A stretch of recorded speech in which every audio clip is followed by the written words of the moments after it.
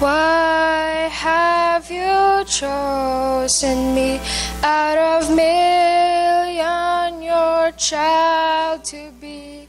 You know all the wrongs that I've done.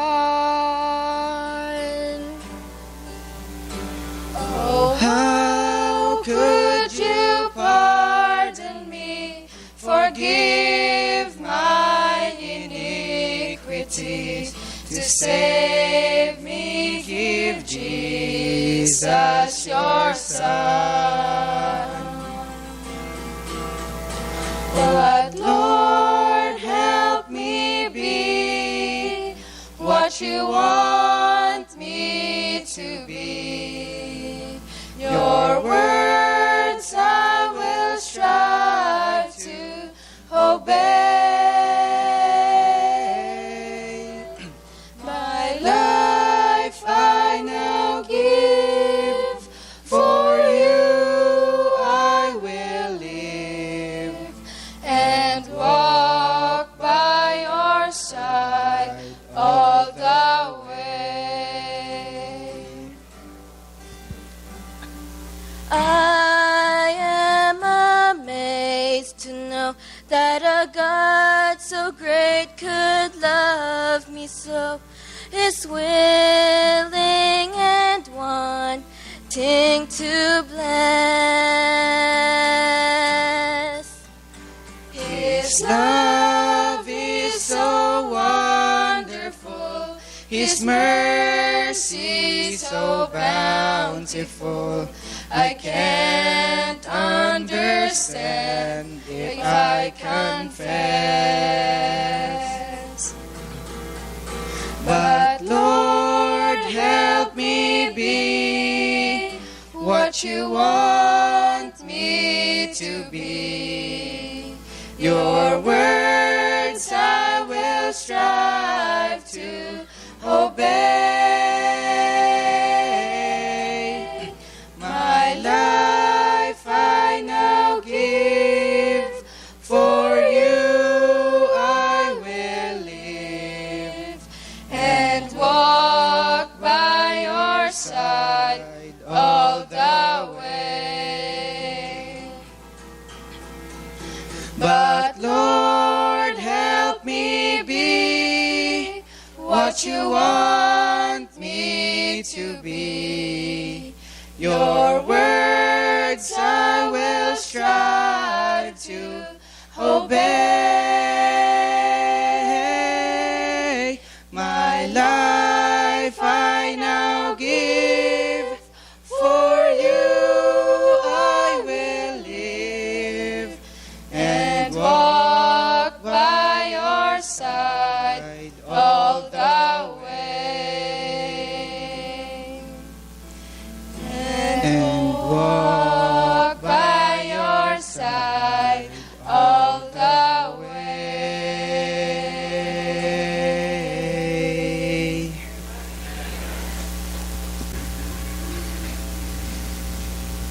Good. Did I do that? Now that I have your attention. Uh-oh. It's okay. Sabat felicit.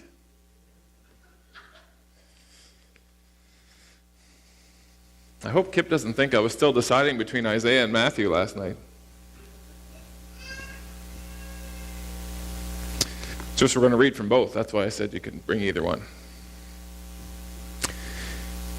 So we live out in La Glace on the corner of Highway 59 and Range Road 81. And if you head south on Range Road 81 from our house, it goes down, well, it goes up first, and then it goes down to a lake. I have a hard time calling it a lake, but anyways, it's a lake. When you get to the bottom, right before the lake, and you look into the field on your left-hand side, there's an old barn. You see them all over the place around Alberta, just an old abandoned barn. And if I didn't know the story, it would just be another barn. But when I first came to La Glace, I went into town to get my hair cut, and the hairdresser already knew who I was before I got there. That was interesting. And in the course of our conversation, she told me the story of this barn, because she actually lives down there across the road from it. So the story of the barn goes that there was a man who fell in love with a girl, and he asked her to marry him. And she said, yes, but she lived far away from Alberta. She said, I will come when the house and the barn are ready. So he got busy, and he built a house, and he built a barn, and he finished them, and he wrote to her, and he told her that everything was ready, and she changed her mind, and she never came. He got so discouraged, he walked away from the whole thing. Somebody took the house and moved it somewhere else, and the barn sits there all by itself.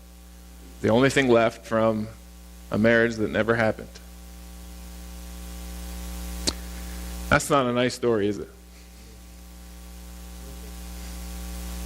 So today I'm going to tell you a better story. So today we have this table with some grape juice here and glasses and some bread here and here. We call them the emblems. But really, I don't think Jesus ever intended for it to get this complicated, or this, whatever you want to call it. He simply, at the end of a meal, a very special meal that happened once a year in the Jewish community, the Passover meal, he lifted up the bread and he lifted up the wine they were drinking, and he said, this bread represents my body. At the end of the meal, he lifted up the cup and he said, this cup represents my... And then he said something that we don't talk about enough. Because the problem with us as humans, and especially when we get religious, is that we're always looking backwards. And we fail to look forward. So we're in the 500th year of the anniversary of the Protestant Reformation. We've long forgotten that the guy who started it was actually a Roman Catholic. So it wasn't a battle of somebody against the Catholics, it was a battle within Catholicism. And as history unfolded, more and more people started studying the book. And they started finding out there was more and more things in here that we had lost track of, lost sight of, forgotten about. And more churches, leaders sprung up, and churches came from those leaders. But as soon as the leaders died, the churches just stayed wherever that person was. So we have a Lutheran church that went as far as Luther went and stopped, and we have Baptist churches that went as far as those leaders went and stopped, and we have other churches that went as far as those leaders went and stopped. But when I read the book is full of history, but it's always history in motion. It's always history going forward. When that man was pounding nails into that house and that barn, what was he thinking about? The future. Most of your life, you're working and thinking and planning for the future. So why, when we come into religion, are we always thinking about the past and holding on to some idea? Well, these are the songs that we used to sing, and this is the way we used to do it, and it's all, unless it's the way it used to be, it isn't holy. But the book is moving forward. And so when Jesus was done, he said, this is my body broken for you. This is my blood spilled for you. And then he held up the cup and he said, let's read it. Matthew.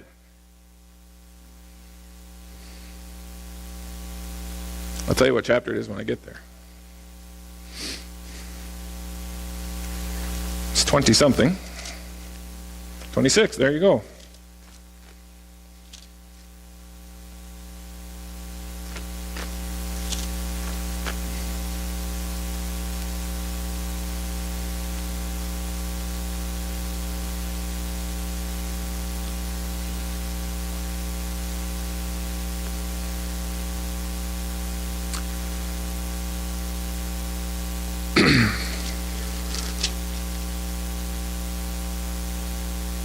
Everybody there? Matthew 26.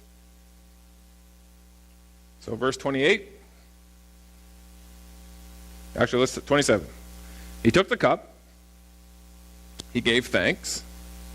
He gave it to each of them and said, "Drink from it, all of you. For this is my, of the," see, new, that's change, right? "Which is shed for the remission, forgiveness," whatever your translation says. "But," verse 29, "I say to you, I personally will not drink of this fruit of the vine from now on until that day when I drink it new with you in my Father's kingdom." Jesus is looking forward. And most of the time when we do this, we're looking backwards. If what Jesus did ended with the cross and him dying and resurrecting, and we just kept living on and nothing ever changed in the future, what would be there would be no point. Come with me to Hebrews.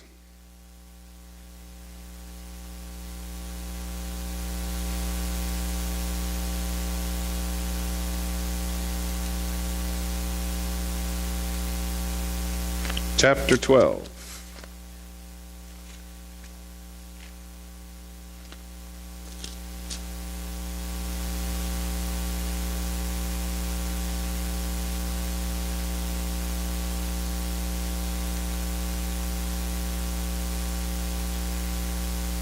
So chapter 11 is the famous chapter of all the heroes of faith that have gone before us, Abraham and Moses and so on and so forth.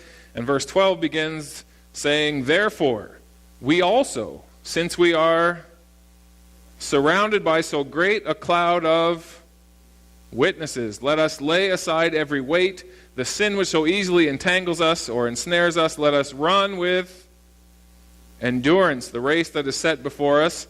Verse 2, "Looking to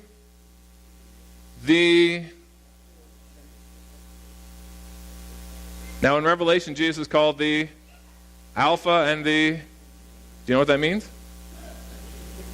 The A and the Z. Alpha is the first letter of the Greek alphabet. Omega is the last. I am the A and the Z. I am the beginning and the end. I am the author and the finisher. Let's look to Jesus, who started it for you, and he's going to finish it for you. Who for the joy that was set before him. Is that future? It is. Who for the joy that was set before him endured the cross, despising and was sat down at the right hand of the throne of God. Do you think every day that man pounded nails and cut logs on that acreage to get ready for his wife to come, do you think every day was fun? Probably smashed his thumb a few times.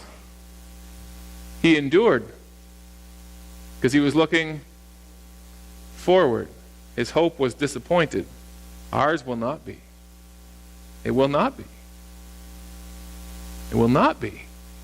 Everything Jesus did, he was looking forward. He's still looking forward. If you think you've ever had to wait for something,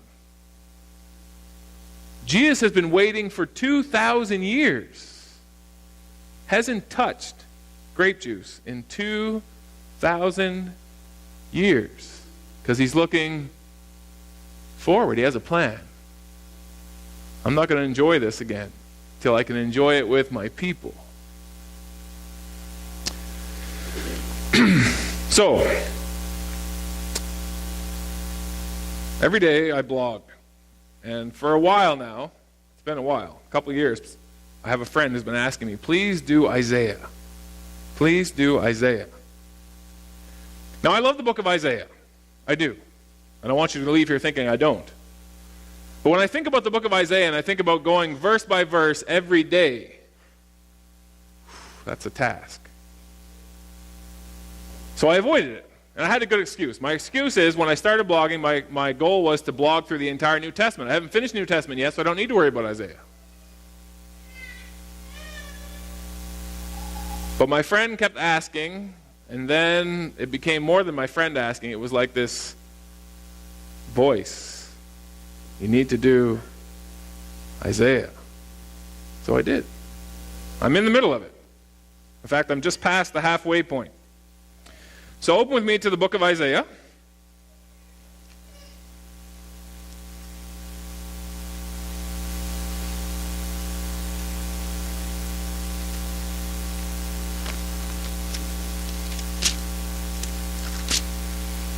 I was sharing with those of you who stayed last week for our Bible study seminar.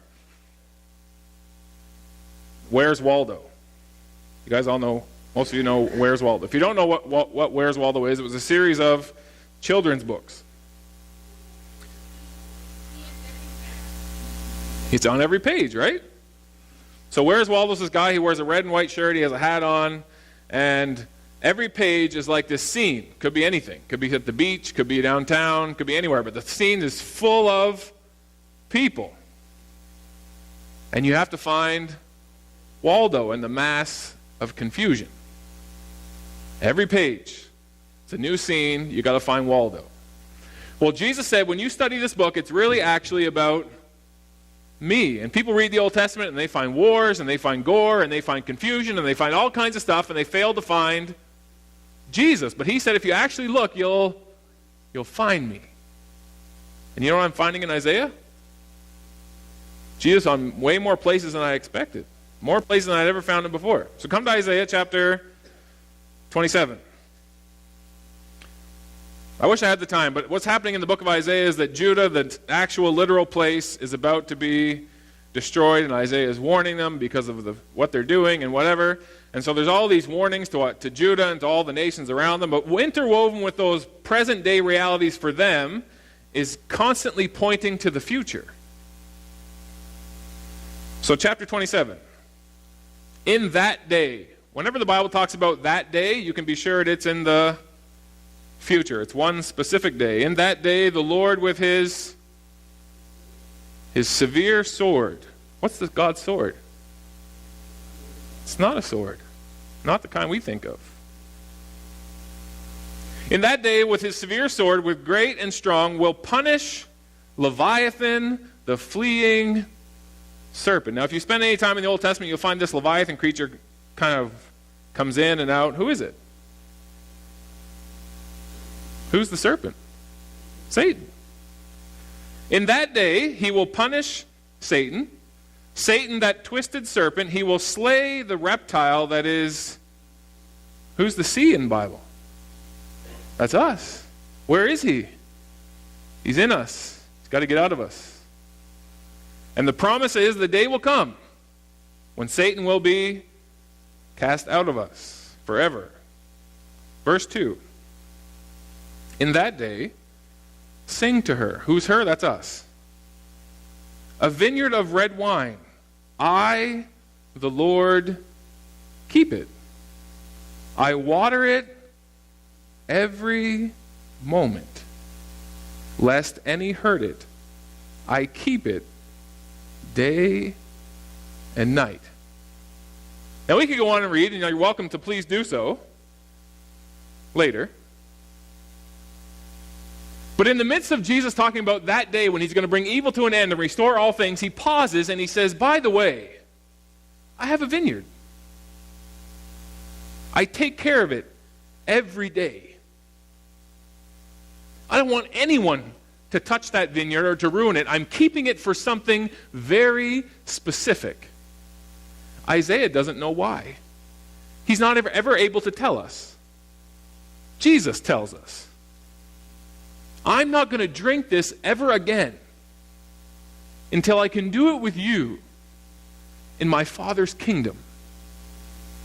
So he died, he rose, he left, and he planted a vineyard on the hillsides of glory. And he tends that vineyard every day.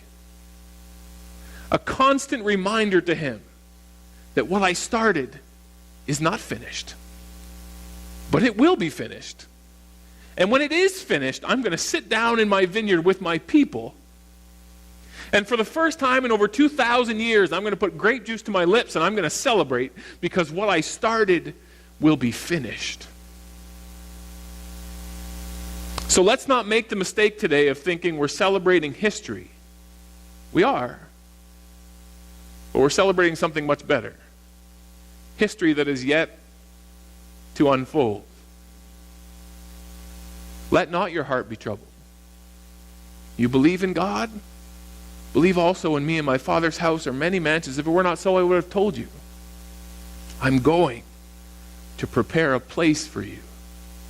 And if I prepare a place for you, I will come again and receive you unto myself, that where I am, there you may be also. And part of that preparation, Isaiah tells us, is a vineyard from which we will drink the best grape juice we've ever had.